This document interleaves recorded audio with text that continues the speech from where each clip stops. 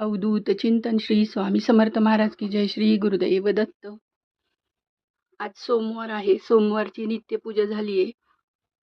उद्या मंगळवार आहे. जलाभिषेक पण झालेला आहे माझा. आणि उद्या मंगळवार आहे, तर मंगळवारची दिवशी धर्मनाथ बीज आलेली आहे.